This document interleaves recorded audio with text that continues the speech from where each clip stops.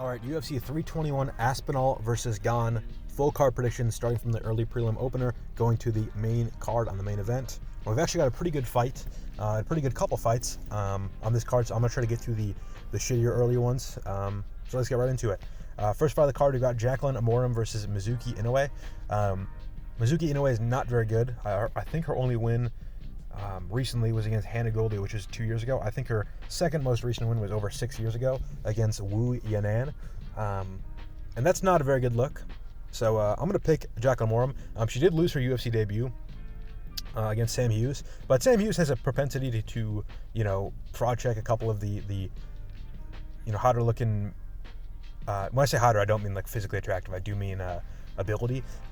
In Jaqueline, and fighters like Jaqueline Amorim. And then Jaqueline Amorim has gone on to finish 4 fights in a row, which is pretty rare at strawweight. So I don't know if she's going to get a finish in this fight. It's kind of dumb to pick women to get a finish, in my opinion. But I think she can pretty easily beat Mizuki Inoue, assuming Inoue has improved that much. And honestly, when women take a ton of time off, you never see like a reborn fighter. Like I can't remember the last time I saw like a woman's fighter like take a ton of time off and then come back better, or even just like you see guys like Masvidal take a year off and come back as a completely different guy. And you never see that in the women's division. So I don't think that's going to happen with Mizuki Inoue. All I really know about her is that her brother is not Naya Inoue, the boxer. It's I don't remember his name, but he was I'm pretty sure he's still a Risen champ. Didn't he just beat what's his name? I don't know. He lost to Hiramasa Ogikubo. I know that rather. He just fought at Risen like 51, I'm pretty sure, something like that, or Super Risen. I don't know. That's all I really know about Mizuki Inoue. But she's going to lose. I know that too. Next fight of the card, we've got Azat Maksum versus Mitch Raposo. Mitch Raposo is not very good. I don't know how good Azat Maksum is. He did lose to Charles Johnson, which isn't a terrible look. Joshua Van lost to Charles Johnson. I like Loner Kavanaugh. He lost to Charles Johnson. A lot of good fighters lost to Charles Johnson. I didn't love his performance against Ulanbekov. It was close. It was a competitive fight. But I think a lot of fighters that aren't very good can have competitive fights with Tagir Ulanbekov. And I don't necessarily think that means he's great. I don't think he really won that fight. That fight was pretty close, but I would give at least 2 of the rounds to Ulanbekov. But the reason why Mitch Raposo has close fights with anyone, he had a close fight with Andre Lima, who I think is pretty good. And he had a close fight against, was it Sumu Darji? Both those fighters I think are pretty solid, but he basically reduces their activity a lot. And I'll be honest, I haven't watched his fights close enough to know exactly how he does that. But he gets his opponents to be pretty hesitant and low output, which is, I guess it could work. But I think Azat Maksum is a guy who's going to still have an advantage in a low output fight. His fights have been pretty low output, and he's made them close. Especially his last fight was a pretty low output, grappling heavy fight where there wasn't a ton of reversals or scrambles or submission attempts. It was just a pretty boring grappling match, and I think Maksum is pretty good at doing that. And if that's Raposo's game plan, I don't think he's gonna have a lot of success. So I'm gonna go with Azat Maksum. Again, I'm not that impressed by Azat Maksum. Lost to Charles Johnson, lost to Tagir Ulanbekov. The only fight he's won in the UFC was against Tyson Nam, and Tyson Nam isn't the best fighter in the world. He's in karate combat now. So there's good fighters in karate combat. Well, no, there's not. But that doesn't necessarily mean he's horrible. There's good fighters that have been cut from the UFC.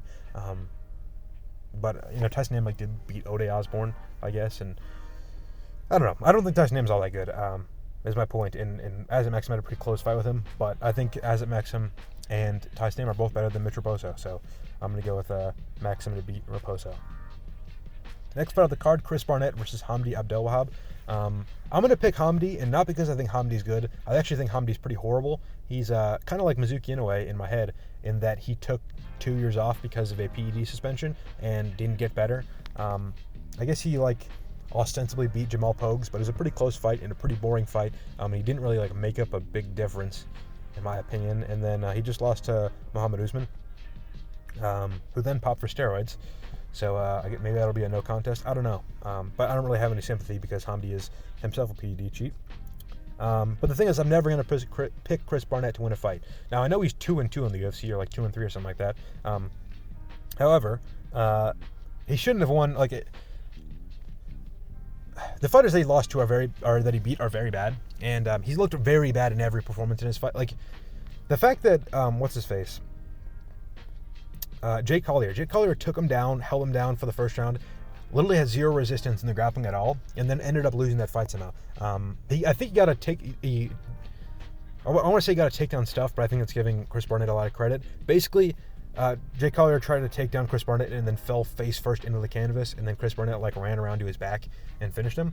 But I don't know. I don't think that's very impressive because Jake Collier is shit and like has been cut from the UFC. I think Hamdy is maybe slightly good enough to just take down the guy who has no takedown defense and beat him. That being said, I can see Hamdy making this a boring fight and just holding Barnett against the cage. But yeah, Barnett's pretty bad, so I'm not going to pick him. And he's old, and he gets injured a lot, and he's literally like, no hyperbole. If you don't know what Chris Barnett looks like, he is 100 pounds overweight. He's 5'9", probably like closer to 5'8", and he missed the heavyweight limit, which is 265. And I think like BMI would tell you that like if you're 5'9", 165 pounds is like a healthy weight, and he is 100 pounds heavier than that. And it's not like muscle. Like he's probably fucking like 60% body fat. Like he's a very obese, overweight man. Doesn't have a lot of muscle.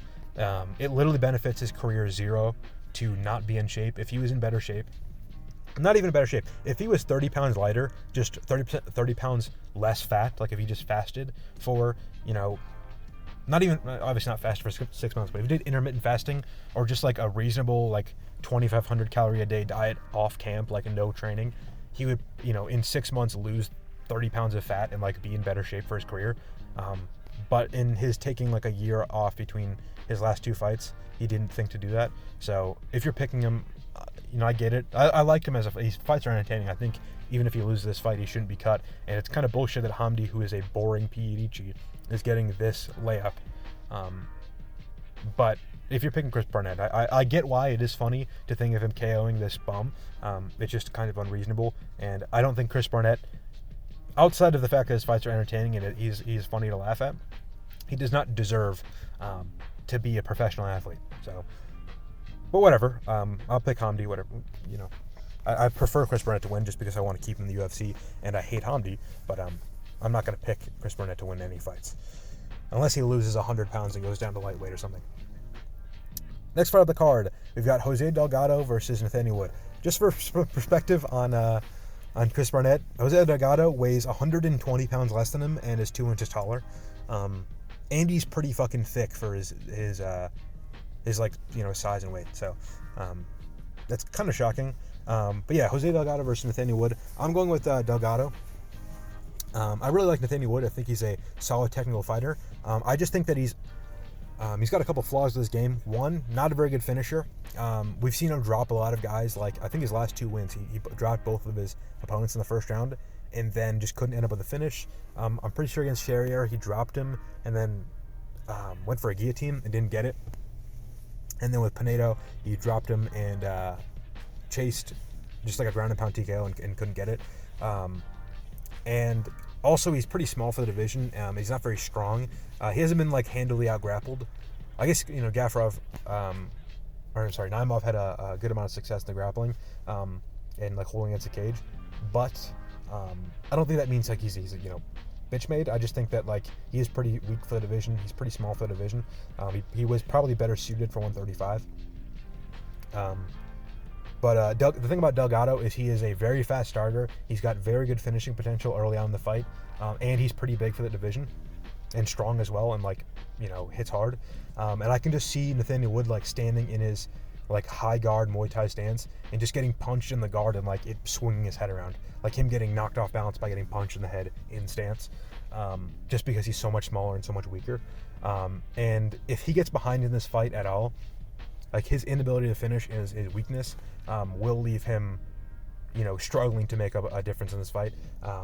Like against Sherrier and against Pinedo. Pinedo's not very good, so that's not a great example, but yeah, against Sherrier and Pinedo, a couple other fighters, he did start off ahead, like he got knockdowns in the first round, and was able to like coast off that to win a fight. But against Sherrier, it was like he got the knockdown, and it's like, oh shit, I still got to win another round because I didn't get the finish. And Sherrier wasn't out of it, so Whereas I feel like as if Delgado knocks Nathaniel Wood down in the first round, 1, he's probably going to get a finish. 2, he's probably going to have Nathaniel Wood rocked all over the place if he doesn't get a finish. And 3, if he knocks down Nathaniel Wood and hurts him bad, Nathaniel Wood is going to be like struggling to make up that difference for the rest of the fight. Whereas if Nathaniel Wood hurts Delgado bad, Delgado can clinch him against the fence, recover, and then he's still got the power advantage. And like the softening up of his chin, he's still like more likely to get a finish just because he's got more power. So, yeah, I like Delgado. I like Nathaniel Wood. I think this is a really good fight.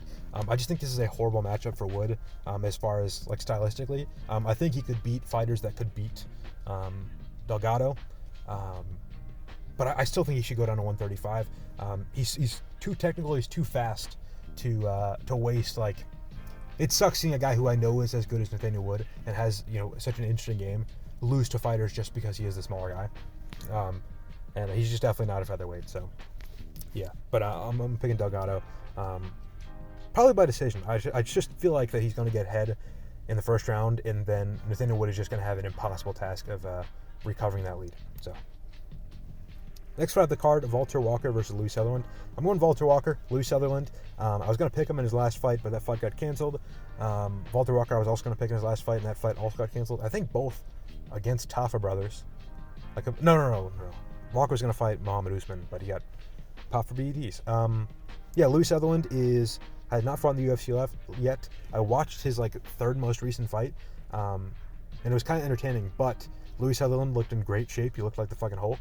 And then I look at his UFC media day pictures, and he is, he's got the Chris Barnett build. So I'm not going to pick him. I think he is clearly on PEDs before the UFC, and he has regressed physically a lot. And I think that's going to make him easy to take down and hold down and eventually get submitted, which Walker's been, I guess he hasn't been taking down and submitting people. He's just been pulling heel hooks. But I don't know why he couldn't do that against Louie Sutherland. And then I know Walker also had a very good physique before the UFC, and then became like a fat guy once he started getting drug tested. But since then, the UFC has switched who they do drug tests with, and Valter Walker has regained his pre-UFC physique. So his nickname is the Clean Monster. That is a little ironic, but I think he'll get a pretty easy finish, just because he's probably going to be the more athletic guy, and Louie Sutherland is not like a technical guy. At least wasn't before he was in the UFC. So. Yeah, I'm picking Walker. Louie Sutherland is just the kind of guy to get submitted. He's never been submitted before, but he's just the kind of guy to be a fatty on bottom and be like a turtle on his shell and just be unable to get up without giving up a dominant position and getting submitted. So I'm going to go with Valter Walker. Next fight of the card, we've got Abdul Kareem Al-Selwady versus Matheus Camilo. Yeah, Matheus Camilo was a decently touted prospect before his last fight. I think he was a decent favorite against Gabe Green, who is a former welterweight. Or maybe that fight was at welterweight and it was short notice, whatever. I was not very impressed by Camilo in that fight, just because Gabe Green has always been a not very good finisher and a less than technical guy at welterweight. I know he got knocked out very quickly by Ian Gary, and I'm pretty sure Brian Battle also finished him pretty easily, or dominated him or something like that. Matheus Camilo he got finished by him, and before he got finished, it didn't look like he was the better fighter. And Abdul Kareem Al-Selwady also is a pretty highly touted prospect before his debut, and he fought Loic Radzhabov, who I don't know if he's in the UFC. I think he might have retired. I don't think we've seen him since this fight, which I guess we haven't seen Al-Selwady since this fight either, but he got finished, so it makes a little bit more sense. But the difference was Gabe Green is shit, and we've known he's shit, and Gabe Green hadn't fought for 3 years before that fight. And Loic Radzhabov, we know, is actually pretty solid. He beat, what's his name? The Argentinian guy that I'm going to talk about in a minute because he's relevant to Nasrat. What the hell is his name? Esteban Rivovic. He beat Esteban Rivovic. He finished him. Or no, maybe he didn't. I don't know. But anyways, Abdul Kareem Al-Selwady, unlike Matheus Camilo, was winning before he got finished. And he got finished in the third round, and he had won the previous 2 rounds. He also beat George Hardwick on the Contender Series. And I know that the Hardwick name is kind of tarnished right now because Harry Hardwick looked so bad in his debut. But I think George Hardwick is still pretty good. He looked good in his last fight. I was pretty high on him going into that fight with Selwady. And Selwady, pretty clearly beat him. And so yeah, I think Selwady's the much better fighter. I'm surprised the odds are so even. Maybe I know Selwady's got a couple of fights canceled since his last fight, and that's why he's been out for so long. But I'm pretty sure his opponents pulled out, not him. So I don't think he's injured coming into this fight. I don't know. Maybe he was another like steroids guy. We see that kind of often with the Contender Series, or not even just guys that come into the UFC like for their debuts, like I just said with what's his name, Valter Walker and Louie Sutherland. But also, you know, Basil Hafez, like that guy was clearly on steroids before he's in the UFC. So maybe that's something they're putting into it. Matheus Camilo didn't look that great before the UFC, in my opinion.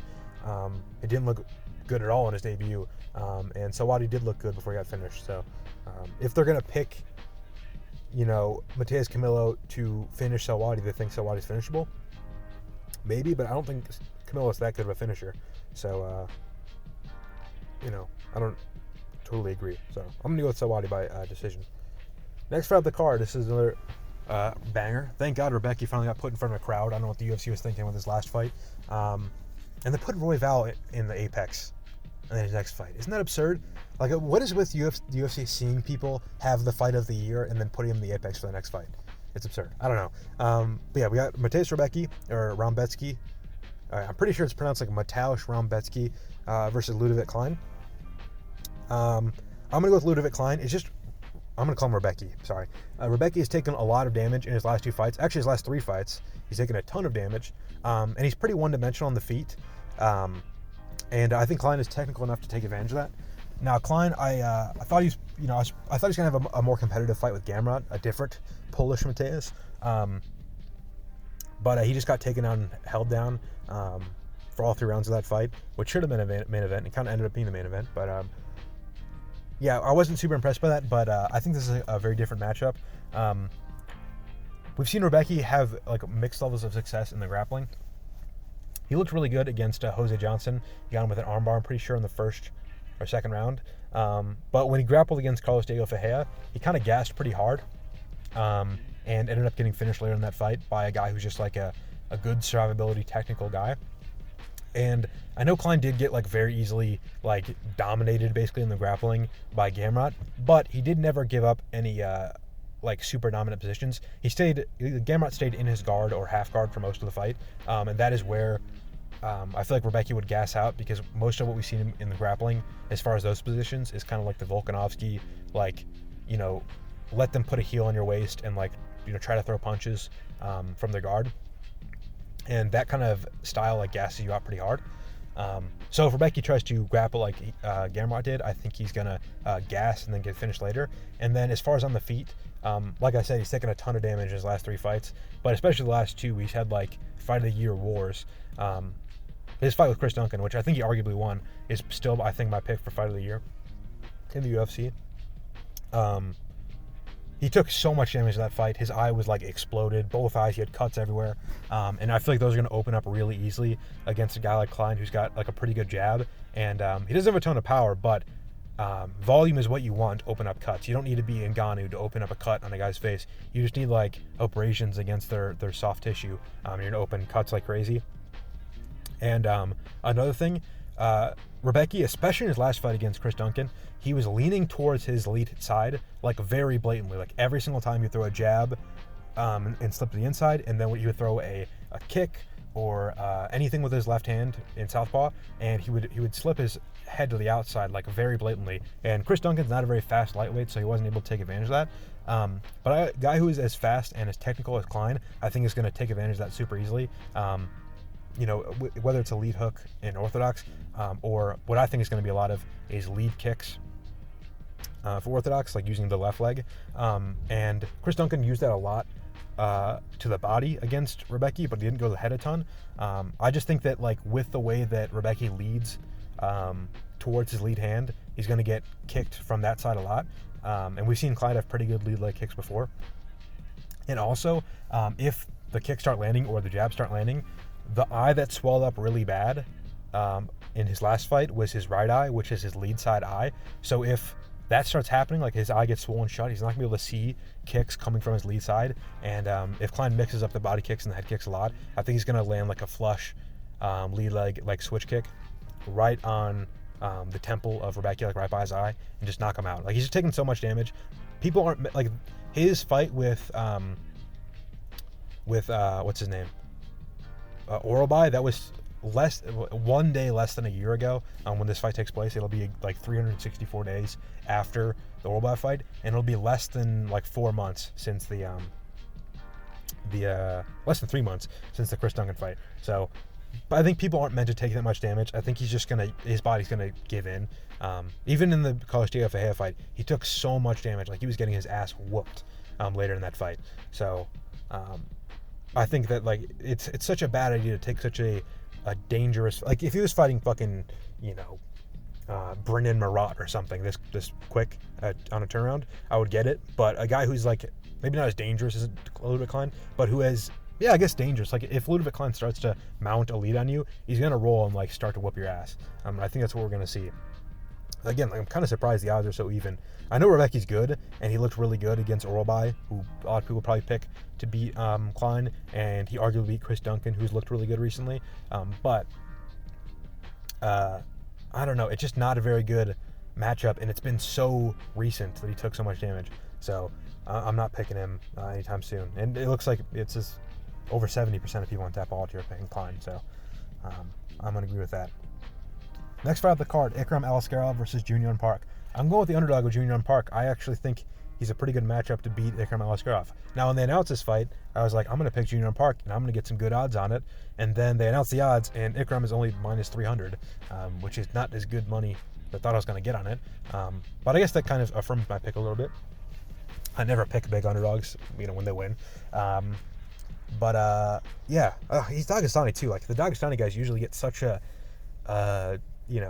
advantage from Vegas.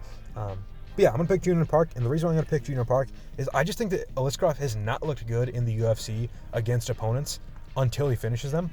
And if you look at everybody he's finished, they're either Warley Alves, who's a shit fighter who's like way past his prime, or they're very chinny. You've got Phil Hawes, you've got Andre Bermudez. Like these guys are very finishable. Even Whitaker, who he lost to, is a pretty chinny guy. Which in hindsight makes it kind of a sneaky good matchup for Aliskerov. When he's not finishing those guys, like against Phil Hawes, he was getting, the fight was pretty short, but he was getting styled on before I got the finish. And against Andre Muniz, he wasn't losing the fight, but he was keeping it close with Muniz, who is not a very good striker, like on the outside, like a tit-for-tat guy. Until he found that finish, which again was pretty early on, things weren't looking good for him. He got the finish, like his fight with Andre Muniz was pretty similar to like Edmund Shabazian's fight with Andre Muniz. And Shabazian's not, wouldn't be minus 300 against Junior Park. Junior Park is not chinny. So if we get to the point in the fight where Aliskerov is behind and, he's got to get a finish, or not even get a finish. Like he's behind and he's at the point where he would finish a Phil Hawes or a Andre Muniz. I don't think he's going to be able to finish Junior Park, and I think Junior Park is going to start to ramp up a lead.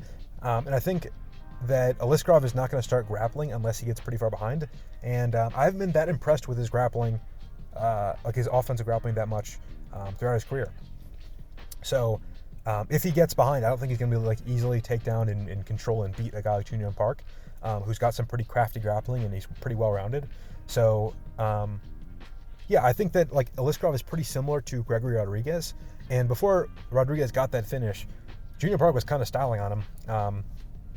And I think Gregory Rodriguez is maybe not harder hitting, but he is faster and he is more technical than Ikram Aliskerov. And we don't really see him Gregory Rodriguez was winning rounds against Cannonier, a guy who was taking rounds off really technical guys. And I don't really think that, I could see Aliskerov knocking out Cannonier, but if that fight went 5 rounds, I think he would get styled on. He wouldn't be able to win rounds. I think Rodriguez is far more technical and faster than Ikram Aliskerov. And, against a guy who's not super chinny, you're going to need some technique and you're going to need some speed to finish Junior Park, which is what I think Rodriguez was able to do. Whereas Aliskerov, I think, will be, if he starts to get behind, he's going to start to slow down. He's going to become less technical, and finding that finish is going to be even harder. And I just think that Park will just have, I don't think he's going to have a huge striking advantage. I don't think he's going to have a grappling advantage. I just think he's going to have a fighting advantage where he's just going to look better. Like I said, against, what's his name? Andre Muniz and against Phil Hawes, Aliskerov was losing the fight until he got the finish. So, or not losing against Muniz, but Muniz is shit. I know Muniz beat Junior Park, but that's a completely different matchup. So yeah, I'm going to pick Junior Park, probably by decision. I could see him, breaking Aliskerov, maybe, but Aliskerov is Dagestani, and I know he doesn't train at like, Team Khabib or the, Team Eagle or whatever they call it, and those guys don't normally get broken, but, he is a well-conditioned fighter. He's got 18 professional fights. He fought a lot of Sambo before MMA, so I don't think he's going to break super easily, but I can see Junior Park just having an advantage through the length of the fight and winning. He did take a good amount of damage in his last fight. He got, pretty sure got illegally kneed really bad or something like that in his last fight against Nardiev. That was I think that was like a 29-25 scorecard or something like that in that fight. But, yeah, I don't think Aliskerov is all that good. I could be, could have my mind changed, I guess, if he gets a down performance. But if he just goes out there and knocks out Junior Park, I just still think there's going to be that, looming, well, he was losing before he got the finish. So, I think this is where his fraud check happens. Next fight of the card, Nasrat Haqparast versus Quillan Salkild. I'm going Quillan Salkild. I've been impressed by Nasrat the last two performances, or maybe not. I was impressed by his last fight, definitely, against Esteban Ribovic. I think Ribovic should have won that fight. He was outlanding Haqparast, I think, 2-1 in every round.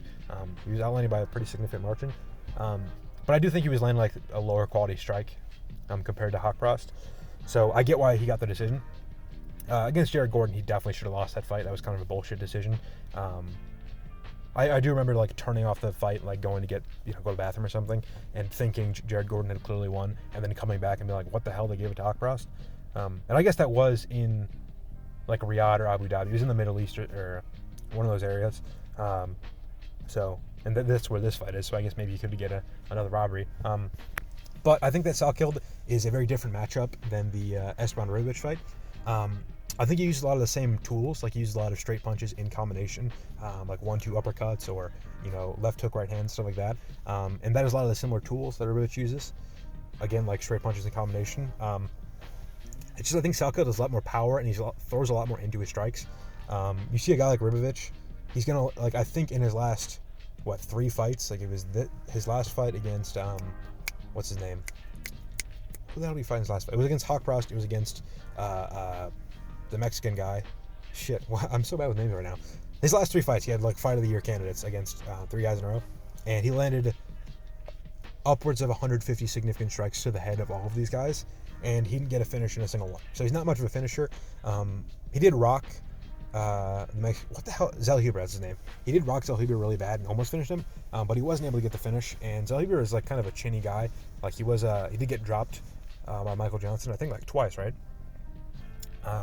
So not be able to drop him with a billion punches is not very, not a very good showing of your power. And I think a guy like Salkild, who uses similar tools, which will land in a way that Ribovic was landing them, but commits a lot more to his strikes and has more power, will be able to hurt Haqparast in a way that Ribovic wasn't able to kind of close that divide and make the fight not as close.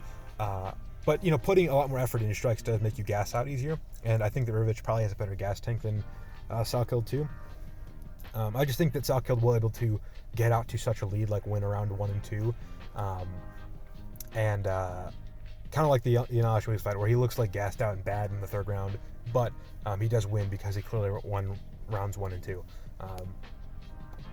in the striking. So he's also improving. He's much younger than Haqparast, who I think has improved a lot recently. Like I said, I think the Ribovic fight was his most impressive performance, other than the Jamie Malarkey fight. But Jamie Malarkey is dog shit, so that kind of makes sense. But yeah, I'm gonna pick Quillan Salkild either to finish Nasrat in the first 2 rounds, or just win the first 2 rounds and win a decision. Just by having more power, I think he's going to land clean, because Ribovic was able to land at will. He did get countered a bunch, but he didn't get hurt at any points in the fight, and he was landing clean the whole fight. So I'm going to go with Salkild to do as such. Next fight of the card, onto the main card, we've got Alexander Rakic versus Azamat Murzakanov. I think Rakic is getting kind of underrated. He was a former title contender. He was looking really good against Yuri Prochazka, a former champion, a recent title contender. He looked not good, but he had a close fight with Magomed Ankalaev. I'm going to pick Asmat Mirzakhanov. I just think it's a good stylistic matchup. Rakic hasn't won in, 5 years or something like that? He hasn't won since, who did he beat? Oh, Thiago Santos. That was a boring-ass fight, right? That wasn't that impressed by that. He did beat Anthony Smith. That was the walk-off decision. That was another boring fight. I just think Asmat Mirzakhanov is a lot better than the guys that he's beaten. I think he's got a good stylistic thing in that Rakic has a tendency to, when he's fighting a dangerous fighter like Yuri Prochazka or like Magomed Ankalaev or even Jan Blachowicz, he throws a lot of leg kicks and he backs up against the cage a lot. And the reason why he backs up is because when he throws like step-up lead leg kicks like he did against Yuri, or like you see, Volkanovski do a lot, when you land those, if you're not going to follow up with combination, which is what Volkanovski does, if you're not going to follow up with combination, you have to throw the leg kick and then take a full extra step back towards the cage, which if you're going to do that over and over again without pressing forward a ton, you're going to end up against the cage a lot. And because Rakic fights on the back foot, circling a lot, it puts him in bad positions a lot. And that's kind of how he got caught against Yuri, is that Yuri realized if I just eat a leg kick and then keep moving forward, Yuri was, standing in the middle, following Rakic around as Rakic circled the cage, and Rakic would throw the leg kick, and it would hurt Yuri, so Yuri would back up, and then Rakic would be able to keep circling, a couple feet away from the cage. But Yuri realized that if he throws a leg kick and then I move forward, he has to take a full step back, which pins him against the cage, and that's where Yuri landed a big right hand and rocked him, and that also led to Rakic trying to get in a scrap to get his range back, which he's not very good at doing, and that's how he got caught and lost. And then against Ankalaev didn't eat the low kick a ton because that was a southpaw versus southpaw matchup, but he also didn't press forward and countering the low kick a ton, so the fight was just pretty boringly Ankalaev circling Rakic around. So it's pretty impressive of Ankalaev to be able to win against that style, when Rakic has so much success using it against Yuri. But against Mirzakhanov, I think that Mirzakhanov has a ton of finishes against the cage. Like his last finish against Brendan Sanabero, he finished Tafon and Chukwue that way, even after losing that fight. He gets the guy back up against the cage. They've got to go one direction or the other, and he lands a big strike and finishes them. And I feel like Rakic is going to spend so much of the fight in that position that Mirzakhanov is going to be able to land a big strike and just finish him. And he hasn't taken a ton of damage recently, Rakic. He hasn't been finished since UFC 300. But since he's taken that leg injury against Blachowicz, in his last two fights, I guess, or even kind of in that fight, he didn't really fight on the front foot a ton. And I feel like if he gets behind, kind of like what I said with Jose Delgado versus Nathaniel Wood, I feel like he's going to get dropped at some point in this fight. And after he gets dropped, he's got the kind of style where it's he's not going to make up that difference by using a ton of pressure and fighting on the front foot because he's just not very good at it. Against Yuri, as soon as he started having to make up distance on his own because he got back up against the cage, he got caught and he got finished. And against Ankalaev, he was behind in that fight, he was starting to lose, and then he never made up the distance and caught up and lost because he doesn't have the ability to hey, I'm losing, let me come forward and throw in combination while I'm going forward. So I think that he's just going to find himself back up against the cage. He's going to get dropped, and then he's going to lose the rest of the fight because he doesn't know how to win in that style. So I'm going to go with Mirzakhanov. Actually, I think Mirzakhanov is probably going to finish. He's just very powerful. He's got good finishing instincts when he hurts a guy. He's pretty dynamic despite you really see smaller guys for a division, especially a bigger division, be dynamic. But he knocked out Tafon and Chuck with a flying knee, shit like that. So I think that he's got a good ability to finish a guy like Rakic. Next fight up the card, we've got Alexander Volkov versus Jailton Almeida, Malhadinho. I'm going to go with Jailton Almeida. And the reason why is because Volkov is not very good at grappling, especially off his back. Volkov fought Curtis Blades and Tom Aspinall. Those are the two guys who have done the most grappling against him. Against Aspinall, I'll start with the Blades fight because that was the chronologically first. Blades, that was a 5-round fight. Every single round, Volkov got taken down. He got held down for a lot of the fight, and he literally had nothing off his back. And that was some time ago. But the Aspinall fight was a lot more recent. That was 2022, I believe. He was going tit for tat on the feet with Aspinall. And then he dropped Aspinall, kind of. Like, he hit Aspinall with a jab while Aspinall was on one foot, and Aspinall fell to his back. Then Aspinall was like, fuck this, I'm going to grapple. And as soon as he decided to grapple, he just ducked under a combination, landed in half guard, passed a side control, broke, what's his name? He broke Volkov's underhook. He isolated the arm. He went for a Kimura, switched it to a straight arm lock, and finished him, like, right away. Like, kind of all in one sequence. Like, as soon as he decided that he wanted to grapple, he was able to finish Volkov in the grappling. And I don't know if Almeida has as good of entries as Aspinall did in that fight, but I think that Almeida is maybe, again, like, not a much better grappler, but, like, he's a good enough grappler that if Aspinall wants to finish you right away and he can do it, if Almeida also wants to, like, get you to the ground and grapple against you, I think he's got the ability to do so. So yeah, I'm gonna pick him to do that. I think he's gonna out grapple Volkov pretty easily. Volkov has started training with Olenek. He did some time ago, and that's, I think, why he got that Ezekiel choke against Tai Tuivasa. But the thing is, Olenek, I don't know if he's the best training partner for, like, strong top control and if you want to, like, train off your back, because Olenek, for one, was pretty shit at getting off his back. He ended up, like, on his back a lot. And I guess unless he was against, like, a really shitty fighter, he wasn't able to do anything in the grappling off of his back. So I'm not super impressed by that. And then also, Olenek wasn't that good on the top. Like, he was a good submission guy, but a lot of the guys he submitted from top were, like, really shitty, like, no longer on the UFC bum ass heavyweights, like fucking Maurice Green and Jean Valente and Jake Collier and people like that. Like, I don't even think Jake Collier was around for that long, but I don't know. I'm not very impressed by Olenek, like, being your training partner. And if you're gonna have, like, if Almeida fought Olenek, he would just flatten him and stay on top of him and finish him early. So, if Volkov has picked up any skill from him, I don't think that's going to be necessarily like a positive thing. And yeah, I think that I just think Almeida's looked really impressive in the grappling. He didn't look, great in the Spivak fight, and I think that Spivak performance is going to prevent me from picking Almeida against Aspinall, because I think Aspinall is just so dangerous on the feet, and probably a much better grappler than Spivak. But he looked amazing against Blades. He was able to. Blades was like the guy at heavyweight who's like, this is the wrestler. He's going to take you down. He's going to hold you down. And he's going to beat you in the grappling. And Almeida just completely dominated him through the first round. He did get finished in the second round. I'm not going to call it a fluke, except it was a fluke, and it wouldn't happen again. I wouldn't pick it to happen again. I'm pretty sure Almeida was like minus, 1,500 after the first round, just because it wasn't even that it was so dominant. It's just he exerted so little and put himself in so little danger as soon as the grappling started. And I think we'll see a lot of that with Volkov. And I think Volkov will either try to scramble, or he will see. I've talked about this a lot, especially with like O'Malley versus Merab, where against a guy who is a better grappler than you and can afford to just hold you down for the whole fight. Your options are, one, exert yourself a lot and try to get up and create a scramble, and then from the scramble get to your feet and then break away, and then get back to your striking, which does two things. One, like I said, it exerts you, it uses a lot of energy, it risks you gassing out later in the fight, and two, it puts you risk when you create a scramble, you risk giving up a greater position than you're already in.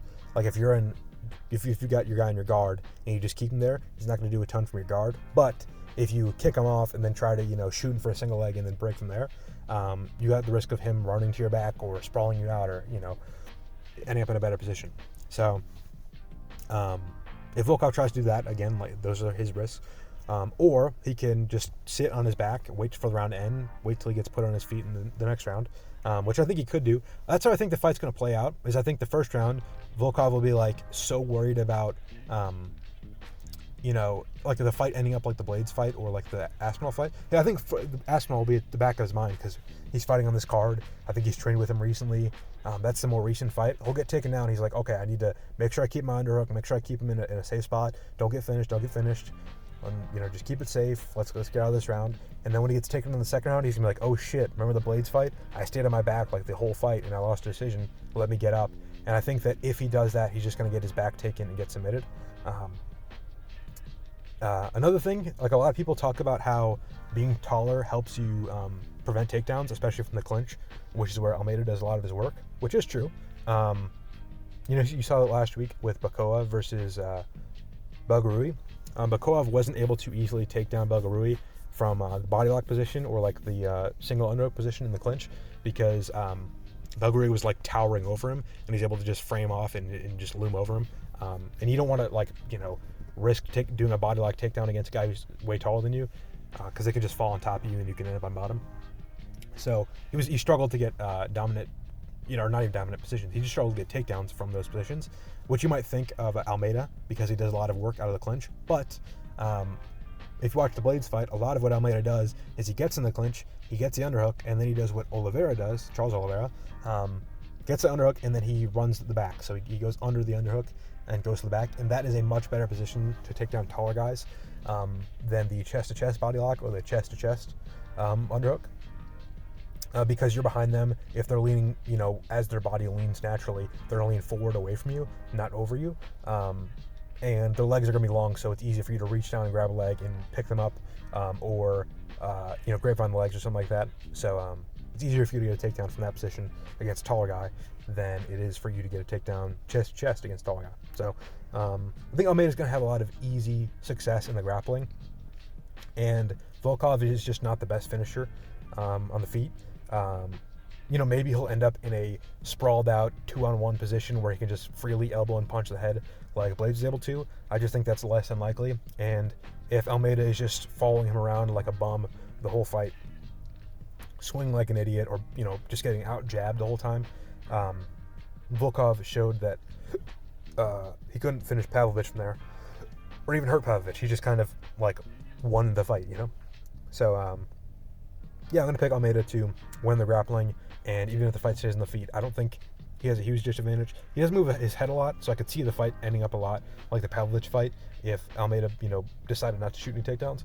I just think that he'll have a lot of success in grappling easily, and again, Volkov is just not a good finisher on the feet, so he's got some stuff up the middle, but he's never hurt anyone with those in a defensive way. So yeah, I'm going to pick Almeida to get a finish on the ground, or like I said, if Volkov decides to scramble, he's going to get finished. If he decides to stay on his back, he's going to stay on his back and go to a decision.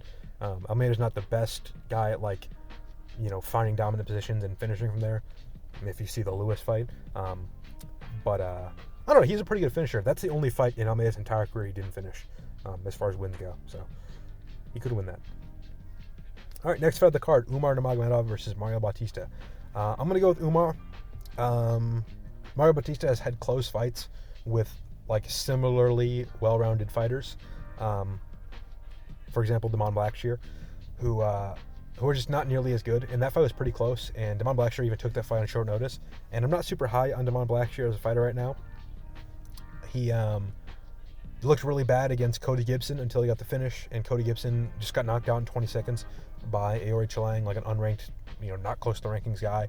Damon Blackshear also easily lost to Davy Grant and had nothing for him in that fight.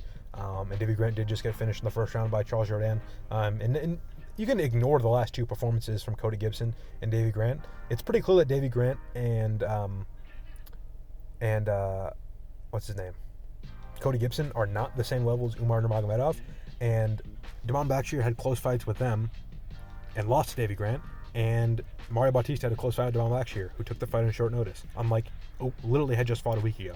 So, I think that if this fight is a close fight, Umar's going to win it. One, because of the judging difference being in the Middle East, and two, because I think he's a pretty skilled guy. He's very skilled. Unless he's fighting, Merab. Merab made him look kind of shit in the feet, but he still looked good in the grappling in that fight. He looked good for the first 2 rounds. He was, winning the 5th until he got rocked.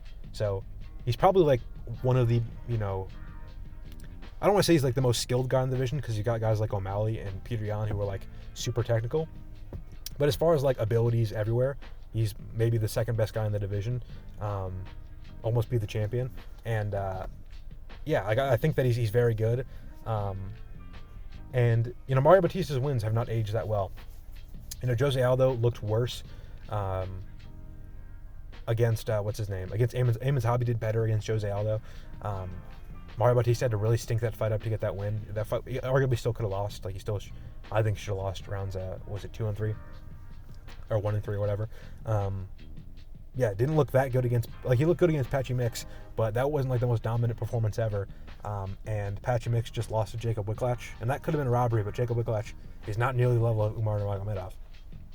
And also, the way he neutralized the grappling of Patchy Mix in that fight was by keeping the pressure on, and I think that Umar is way more composed and, like, he's more technical, and that he's also, it's not his first fight in the UFC, so if you start to, like, put on pressure, he's just going to shoot a takedown and take you down if you open up, whereas Patchy Mix was a lot more tentative and, like, let the pressure get to him.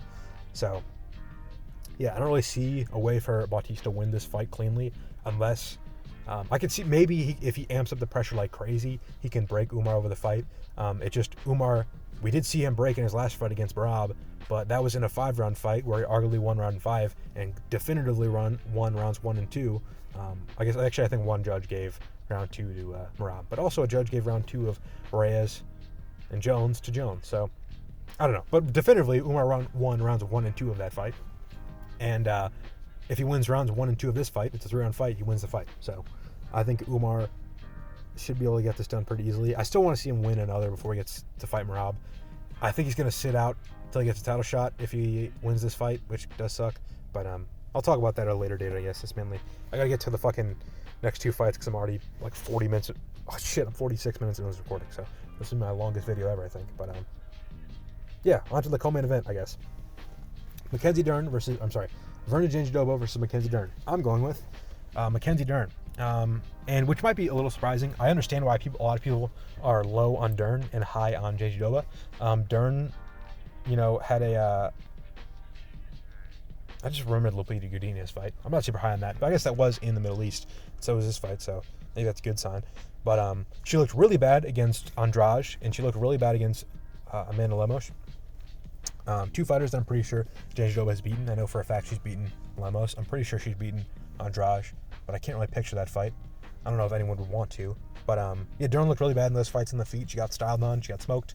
The difference is that Jandiroba is not better than those 2 fighters on the feet. She's not very good on the feet at all, actually.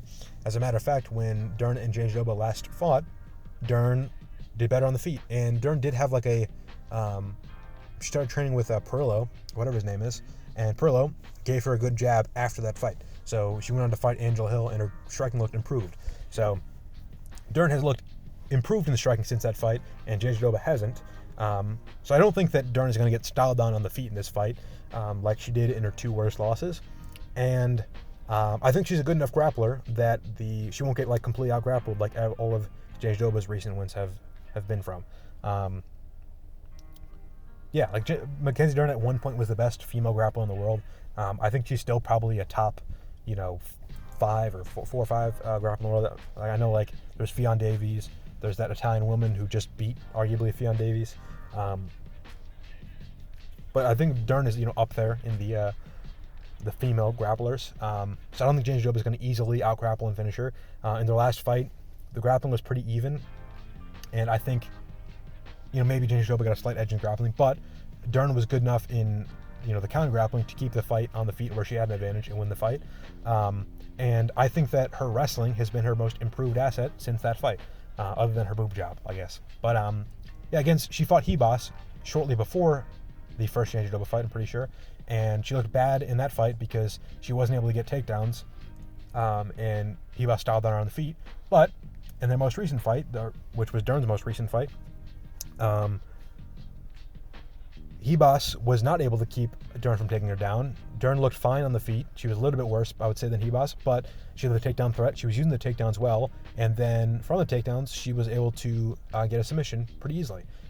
So she looked improved in the 2 aspects of the game that she needed to have to beat Jandiroba, which were the wrestling and striking. And I don't think Jandiroba has looked that improved in her wrestling. Matter of fact, when she beat Lemos, she tried to go for a takedown, got reversed, and then after she got reversed, she got an armbar. She ended up finding the back and getting an armbar from there. But her wrestling looked pretty shit in that moment, and Lemos got fucking styled on in the wrestling against Zhang Weili, who is way better than all of these fighters, I will say. But yeah, I wasn't impressed by that at all. So I'm gonna go with Mackenzie Dern to win this fight, and then she might be the champion for a while because I'm going to pick Weili to beat Shevchenko, but paper champ for sure. And honestly, this could lead to the division getting closed, which is maybe the best case scenario. We could be in a position where Nunes wins against Kayla Harrison and retires, and there's no champion there. Shevchenko or Wei Li wins that fight, and one of them retires, so there's no champion of that division. And then strawweight, you got Dern as a champion, and Dern sucks, and everyone knows she's not the best fighter in the division. So they just close all three women's divisions and just get rid of women's fighting in the UFC, which could be a big win. So that's what I'm crossing my fingers. I'm hoping for that. But I guess we'll have to see. All right, on to the main event. Fortunately, I am like 50 minutes into the recording, but I don't have a ton to talk about this main event because I feel like it's a pretty simple pick. Gane is not very good at making good decisions, and you can't really afford to make bad decisions against a guy who is as dangerous and as versatile and as dynamic as Tom Aspinall. Now, obviously, Aspinall has his flaws. He's a fucking heavyweight. They all got flaws. Probably you've got guys like Chris Barnett with multiple wins in the UFC at heavyweight. You've got Shamil Gaziev is ranked. You've got Vitor Petrino, who was a bum at light heavyweight, came up and got ranked. Nezuchukwu was just ranked. You got Valter Walker, who lost to Lucas Burski. He's ranked. You've got fucking Martin Budai was 6-1 somehow in the division. So it's a pretty weak division right now.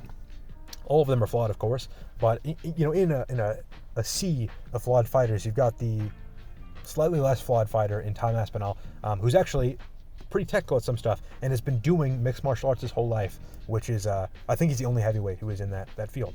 So, and he clearly trains. He's been active for trying to get a title fight for a year and a half. So I feel like he's definitely in good shape. He's ready to win a fight.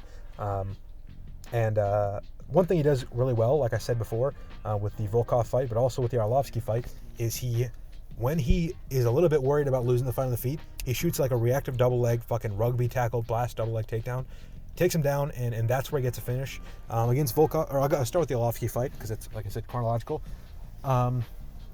He wasn't losing that fight, but it was probably closer than he'd want it to be, closer than you want a champion to have a fight with Andrei Arlovsky in 2022 or whenever it was, 2021. The fight got into the second round, which is the farthest that Aspinall, in the UFC has taken a fight. And as soon as he felt like he had enough of the striking, he shoots a blast double leg, fucking brings Arlovsky from the middle point of the cage and slams him against the fence. And then he gets the back and submits him right away. And then Volkov, like I said before, he has that moment on the feet where Aspinall's on one leg, and Volkov hits him with a jab and drops him. Aspinall gets up within 30 seconds. He shoots a reactive double leg under a combination, and he gets on top of Volkov, passes to side control, gets the underhook, gets the Kimura, and then switches it to a straight arm lock and gets the finish. Which is, I guess, exactly what I said for the Volkov fight, but you get the point. Maybe I'll reiterate it. Aspinall's a very good grappler and very good at finishing fights from on top. And if he ends up in those positions, like against Gane, who's probably one of the more technical heavyweight strikers ever, if he gets behind in this fight at any point, I feel like he's going to be able to very easily get that blast double leg rugby tackle takedown and find himself in a finishing position.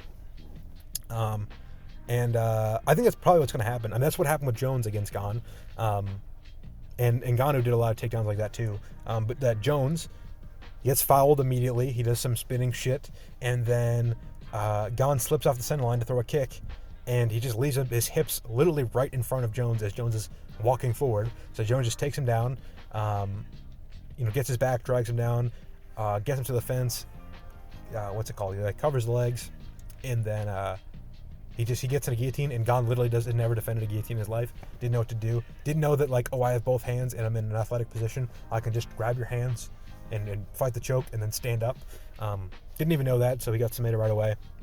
I think we'll probably see something similar from Aspinall. What I think is more likely is Gane has probably been training this whole training camp. Like, hey, let's not get submitted from on top in the first round, because that's probably when he's going to take me down, if he's going to take me down easily. So he's probably been, training against arm triangles, Kimuras, straight arm locks, mounted shit, guillotines maybe. And he's like, all right, so I'll train all this. I think what's going to happen is Aspinall is going to take him down. The best defense against a lot of those submissions is just hold the guy, don't let him pass, don't let him get in a better position. So that's what Gane's probably going to try to do. I think Aspinall is going to posture from those positions and start landing ground and pound. And I think Gane, in a panic of I don't want to get up and I don't want to, get submitted or give up a down position. I think he's just going to shell up, and I think Aspinall is going to finish Gane in a similar way that Pereira finished Ankalaev, which is I don't even think he's going to rock him. I think he's going to take him down. He's going to start pouring on ground and pound, and then it's not going to be the cleanest ground and pound, but it is going to be one of the hardest hitting guys in the world. So Gane's going to cover up. He's not going to know what to do. He's going to not risk, giving up position. He's just going to take, 15 consecutive punches, and the ref's just going to step in and stop the fight. Gane won't even be concussed, but he won't complain about the stoppage because he knows he just got punched 15 times in a row by a fucking heavyweight champion, and the fight will be over. So that is my prediction for this fight. That is my predictions for this cards. Let me know if you agree or disagree with my predictions. Actually, it was under an hour, so I think this won't be my longest video ever. But, like I said, let me know if you agree or disagree with my predictions. Fucking hell. Like the video, share the video, subscribe if you want to see more. If you want to see any of my picks from the whole year, I've got a playlist on my channel. It's called 2025 Full Card Predictions. Go watch those. I've probably, talked about much of these fighters before, if they fought before this year. And, yeah, thank you for listening. This is a fucking long video, so if you just jump through and pick the fights you want to listen to, thanks for doing that. If you just listened to the whole thing straight through, you're a fucking legend. Like the video, share the video, subscribe. Follow me on Twitter, link will be in the description. I live tweet pretty much every big combat sports event, mainly the UFC and boxing. So if you want to have a good follow on that, feel free to follow me. Link is in the description. Yeah, thank you for listening. Well, we actually have a good card, so enjoy the card too.